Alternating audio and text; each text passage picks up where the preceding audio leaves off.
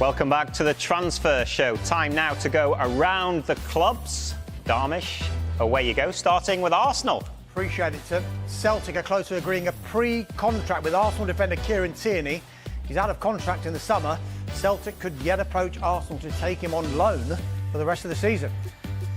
Galatasaray are interested in signing the Aston Villa defender Diego Carlos. Fenerbahce have also been working on a deal for the defender, but talks with Villa have stalled. Bournemouth in the market for a striker following the injuries to Enes Unal and Eben Nielsen. Boss Andoni Iraola accepts it won't be easy.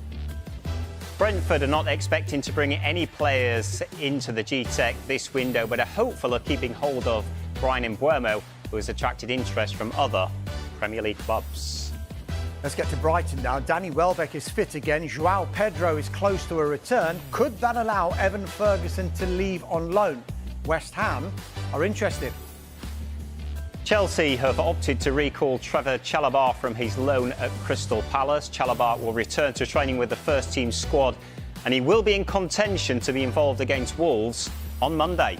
And Chalobah's return to Chelsea means they will not try and sign Mike Gahey for the time being. Palace, though, short of defensive options and are looking to strengthen. And discussions are ongoing between Everton and Lyon as David Moyes looks to bolster his squad with the Ghanaian winger Ernest Nuamah. Fulham boss Marco Silva says it will be a quiet January. Ideally, he'd like to improve in a couple of positions. Ipswich boss Kieran McKenna says that Jadon Philogene is keen to join them from Aston Villa. He passed his medical, but there was a slight delay caused by the amount of paperwork. That has now been finalised, and the two clubs agreed a deal worth £20 million plus add-ons. Leicester City close to completing the signing of Parma right-back Woyo Koulibaly. And Liverpool are keeping an eye on Kavica Kvaratskhelia in case there are any last-minute hitches in the Napoli forward's move to PSG. Manchester City hopeful a deal for Eintracht forward Omar Marmoush can be concluded in the next 48 hours. City also close to finalising deals for Palmeiras defender Victor Reis and Lens defender Abdulkadir Kushanov.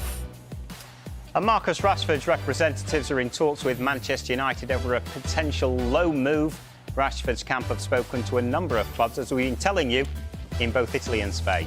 Newcastle United have rejected an approach from Fenerbahce for their defender Lloyd Kelly. And Nottingham Forest will only let Taiwo Awoniyi leave this month if they can sign a replacement. Southampton boss Ivan Juric remains hopeful of signings in this window as the club attempt to avoid relegation. And Tottenham's priority in this transfer window remains a forward, and targets are being discussed after Randall Kolo Muani agreed to move to Juventus. West Ham United are interested in a number of strikers, including Evan Ferguson, Taiwo Awoniyi and Evan Gesson. And Mateus Cunha is stalling over a new contract at Wolves, and he now could be a target for Manchester City if others fall through. So Arsenal prevailing in the North London derby 2-1. Michael Dawson watched it with us. So Dawson, how convincing were Arsenal? It was pretty comfortable in the end. It could have been more comfortable. They had a few opportunities in the second half. Kai Havertz had a couple of headers. Certainly one from a corner where he heads wide, and then one from the penalty box was probably a little bit harder. Odegaard should have finished it off late on into the game, where it was a really big miss for him, but it didn't come back to cost them. Overall, fair result, no complaints from Spurs' side. I mean, they made a change at half-time. They went out-and-out attack. Papasar off, Basuma off, James Maddison and Johnson on, and it changed a little bit. It became a little bit more of a basketball match, but the first half, or certainly the first 20 minutes, it was one-way traffic. Spurs just couldn't get control of the game. They were turning the ball over, and then they took the lead under Son against the run of play. But the two goals that they give away, another set piece for Arsenal on 40 minutes, a slight deflection off Solanke. I think it's gone down as an own goal. Yeah. But the one on 44 minutes, Ange will be absolutely raging because they have control of the ball. Bissouma loses it, Partey makes a good tackle, and then in the blink of an eye, it's in the back of your net just before half-time, and that would have probably changed his team talk because Arsenal were better the two teams in the first 45 minutes and deserved to go in 2-1 up. Injuries, no excuse, you think, for that in terms of the defence? I mean, look, of course, any team loses your best two centre-halves and that's happened, but nothing against Archie Gray and Dragerson tonight. I just think collectively they turned the ball over early on in the game. Arsenal pressed them, they got after them, and then it's hard to react and come back from that in a North London derby. I've played in these games, and when you go away from home, it's about starting the game right. And Arsenal started better of the two teams, put them on the back foot. But then ultimately, they take the lead from a good finish from some down to a slight deflection. What do you make of Arsenal's title challenge at this point? 4 off Liverpool. Do you think that they will mount one? Yeah, they are mounting one. There's no doubt in that. And, you know, they've come under criticism in the last 2 games. One from the Carabao Cup, where Newcastle were magnificent on the night. The difference was the goal scorer in Isak. And then at the weekend, they just didn't take the chances. And that can happen. And then it's amazing, all of a sudden, question marks come. Do we need a striker? I believe they needed a striker for a long time. But ultimately, when Jesus got injured at the weekend, Saka's been a big miss. Would tonight have been easier with a striker? I mean, look, Havertz played through the middle and isolated that. He didn't have to drop deep because for the first half it was pretty much one-way traffic. But when you get these opportunities in big games, you need to take them. And ultimately, Havertz again tonight missed a couple of chances, but it hasn't come back to be costly. But I just think in the long term, to be chasing an Arsenal team down, and certainly after Saka being missing, I think I've been saying it for years, he's so influential, and sometimes people only realise how important he is. We've talked about Odegaard when he was out, and now we're talking about Saka. But any football club in the country or in the world, you lose your best players, ultimately you're going to struggle, and that's what's happened for Arsenal. But 4 points off Liverpool, Aston Villa on Saturday night. They'll certainly enjoy winning a North London derby because it's a nice feeling. What about your old club, Tottenham? What's the season about now? They sit 13th in the table. Is it Carabao Cup or bust? It has to be. I mean, you look where they ended up last season, 2 points off Aston Villa in the Champions League spot, and you think, could they try and kick on from that? I mean, the injuries they've had to key players for long periods has hampered them. Of course it has, but where they are 13th, I didn't expect this. But semi-final of a Carabao Cup, albeit going to Liverpool, have only have lost 1 game against one of my other old teams in Nottingham Forest, who've been absolutely magnificent. So it's going to be a tough test going to Anfield early on in February, but they take the lead, Spurs 1-0, and time will tell. But Ange knows he needs to be better. He needs better results. One win in 9. He's not good enough in the Premier League, but we also know cup run can be key, and a chance to get to a final. They've got 1 toe in it, but I mean, there's a long way to go going to Anfield even with a 1-0 lead. Long way to go. Michael Dawson, really appreciate you staying on to speak to us. Safe home. Thank you. I was on a few Arsenal WhatsApp groups last night, just sort of gauging the reaction to the Zubimendi news. And I think people are generally quite happy, but 9 out of 10 Arsenal fans will say to you, look, the here and now, we need a striker, or at least a forward that can maybe play through the middle. So what are the options, the realistic options for Arsenal in January? I think it's difficult because you see all the names mentioned. I've seen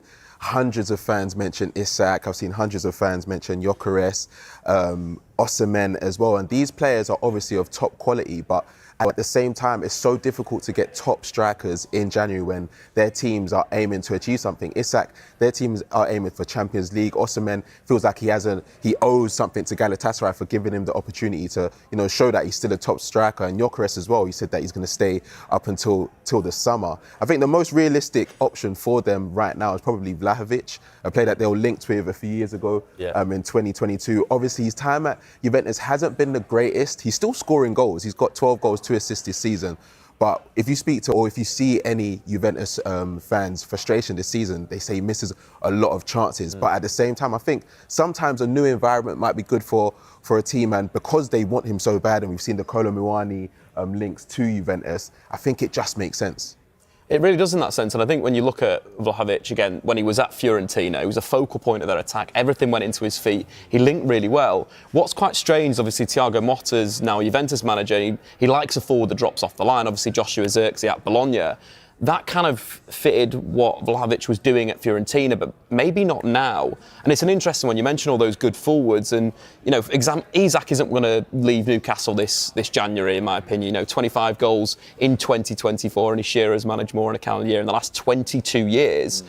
And when you look at those numbers underlying him, only since the start of last season, only Haaland scored more as a striker, only Watkins has created more chances, and only Jackson has completed more dribbles. He's got that duality. He's too far away. You mentioned the likes of Osimhen as well. Could they get him from Galatasaray? He's got one of his best goal plus assists per 90 in his entire career. And then Gyökeres has basically said that he's staying at Sporting. 62 goals in 2024. Those players feel away from it.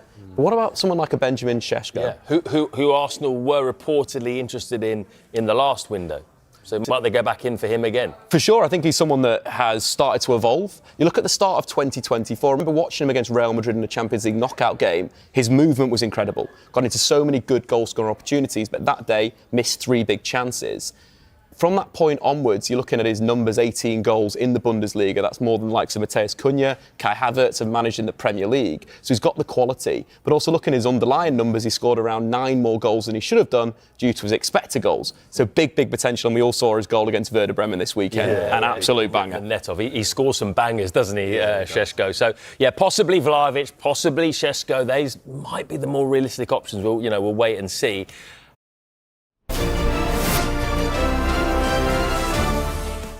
I was on a few Arsenal WhatsApp groups last night, just sort of gauging the reaction to the Zubimendi news. And I think people are generally quite happy, but 9 out of 10 Arsenal fans will say to you, look, the here and now, we need a striker, or at least a forward that can maybe play through the middle. So what are the options, the realistic options for Arsenal in January? I think it's difficult because you see all the names mentioned. I've seen hundreds of fans mention Isak. I've seen hundreds of fans mention Gyökeres, Osimhen as well. And these players are obviously of top quality, but at the same time, it's so difficult to get top strikers in January when their teams are aiming to achieve something. Isak, their teams are aiming for Champions League. Osimhen feels like he owes something to Galatasaray for giving him the opportunity to, show that he's still a top striker. And Gyökeres as well, he said that he's going to stay up until the summer. I think the most realistic option for them right now is probably Vlahovic, a player that they were linked with a few years ago in 2022. Obviously, his time at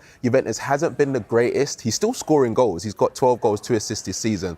But if you speak to, or if you see any Juventus fans' frustration this season, they say he misses a lot of chances. But at the same time, I think sometimes a new environment might be good for a team, and because they want him so bad, and we've seen the Kolo Muani links to Juventus, I think it just makes sense. It really does in that sense, and I think when you look at Vlahovic again, when he was at Fiorentina, he was a focal point of their attack. Everything went into his feet. He linked really well. What's quite strange is obviously Thiago Motta's now a Juventus manager. He likes a forward that drops off the line. Obviously Joshua Zirkzee at Bologna. That kind of fitted what Vlahovic was doing at Fiorentina, but maybe not now. And it's an interesting one. You mentioned all those good forwards, and Isak isn't going to leave Newcastle this January, in my opinion. 25 goals in 2024, and Shearer's managed more in a calendar year in the last 22 years. And when you look at those numbers underlying him, only since the start of last season, only Haaland scored more as a striker, only Watkins has created more chances, and only Jackson has completed more dribbles. He's got that duality. He's too far away. You mentioned the likes of Osimhen as well. Could they get him from Galatasaray? He's got one of his best goal plus assists per 90 in his entire career. And then Gyökeres has basically said that he's staying at Sporting. 62 goals in 2024. Those players feel away from it. But what about someone like a Benjamin Šeško? Yeah. Who Arsenal were reportedly interested in the last window. So might they go back in for him again? For sure, I think he's someone that has started to evolve. You look at the start of 2024, I remember watching him against Real Madrid in the Champions League knockout game. His movement was incredible. Got into so many good goal-scoring opportunities, but that day missed 3 big chances. From that point onwards, you're looking at his numbers, 18 goals in the Bundesliga. That's more than the likes of Matthias Cunha, Kai Havertz have managed in the Premier League. So he's got the quality. But also looking at his underlying numbers, he scored around 9 more goals than he should have done due to his expected goals. So big potential. And we all saw his goal against Werder Bremen this weekend. An absolute banger. He scores some bangers, doesn't he, Šeško? So, possibly Vlahovic, possibly Šeško. These might be the more realistic options. We'll wait and see. Well, meanwhile, after Gabriel Jesus' ACL injury injury that we revealed yesterday, Arsenal's priority this month is a new striker. Yeah, we understand they're close to a deal to sign Real Sociedad's Martín Zubimendi in the summer.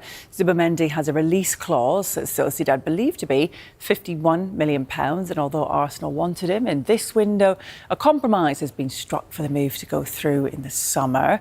Liverpool had agreed a deal for Zubimendi in the summer, only for the player to change his mind. He's been the one Arteta has wanted, and they worked on it while they were in the process of signing Mikel Merino from Real Sociedad last summer, and they've made some real progress. They'll hope to get it over the line, and that will bring some real questions for what's going to happen in terms of the future of Thomas Partey and Jorginho. I don't think final decisions have been made yet where Merino and Declan Rice going to play in the 6 or the 8 role, but he's a top player. We've seen that with Spain and Sociedad. There's a €60 million release clause. As I understand it, Arsenal might look to pay a little bit more than that, actually, to then gain a better payment plan, stagger those instalments and be able to then do other activity next summer. Yeah, Zubimendi, a central midfielder. Maybe not the striker that Arsenal fans are hoping for, but there is a theme to Arsenal's transfer targets. Basque-born Mikel Arteta seems to like players who played for his old club, Real Sociedad. This is their team that played Villarreal in the 2019-20 season. As you can see, Arsenal captain Martin Odegaard is there. Summer signing Mikel Merino in there as well. Also Zubimendi. Oh yeah, look who else started the game. Newcastle striker Alexander Isak. They've got about as much chance of signing him as I can't think of anything.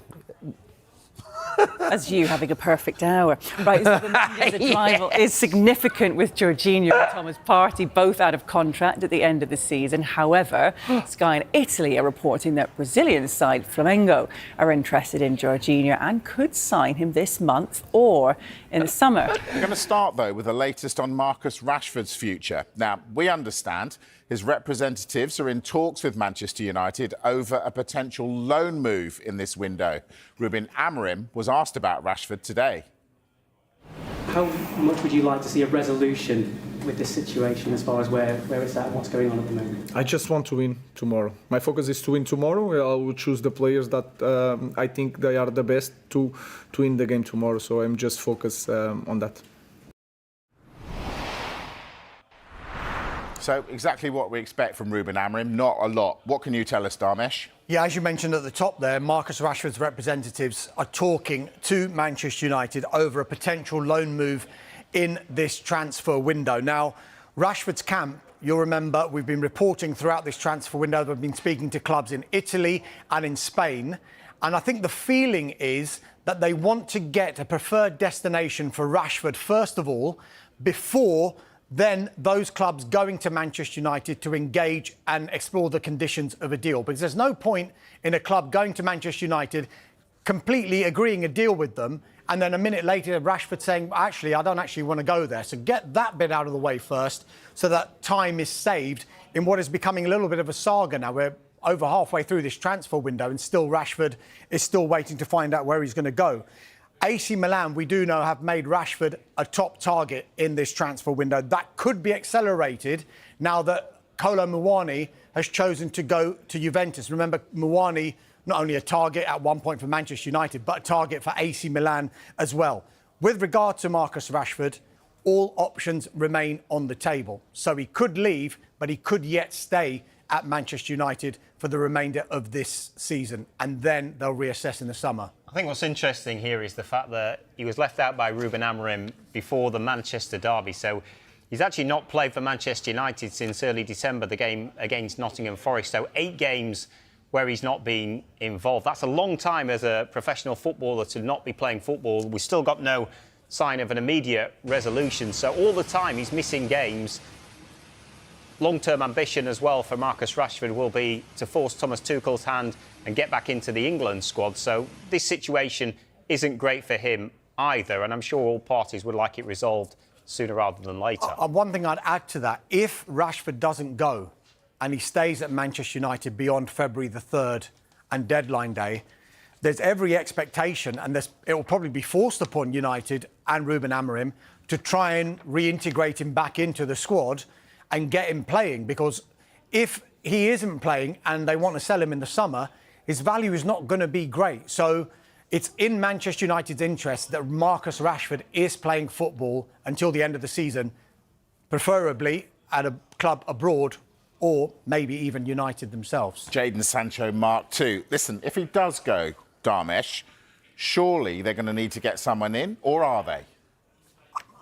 I'm not so sure. I mean, there has been talk about Kolo Muani, as we've been mentioning before, but as far as I'm being led to believe, it could be pretty quiet for Ruben Amorim and Manchester United with regard to incomings in this transfer window.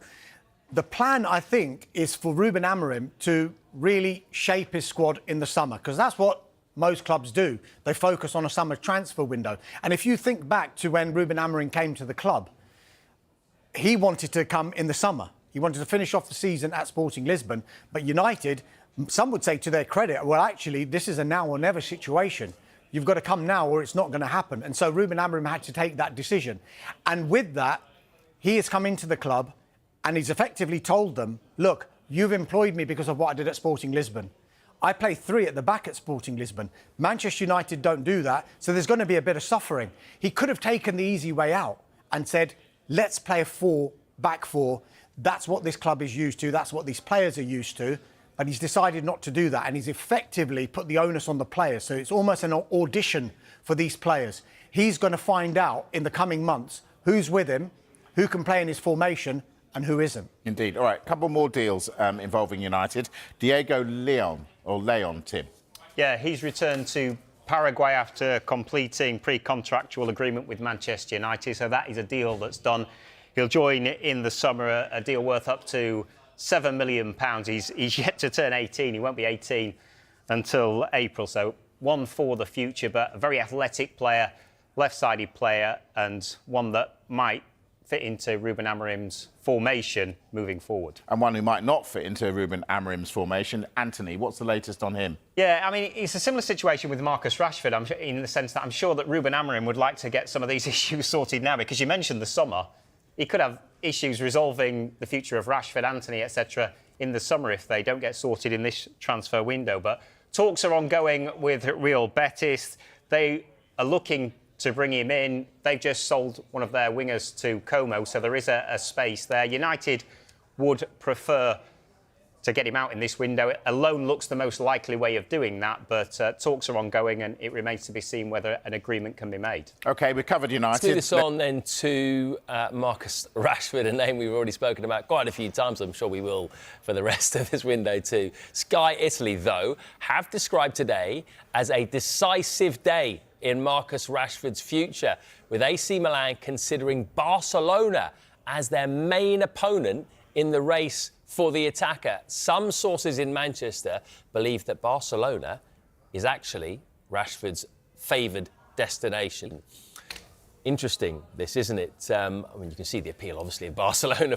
I'm sure it's most people's favourite destination. But in terms of Rashford, are Barcelona in a position to bring someone like Marcus Rashford into their side? We all know about their financial issues and their issues registering players. Yeah, we saw that with Dani Olmo, who's been a bit of a revelation at Barcelona this season. He's been fantastic attacking midfield.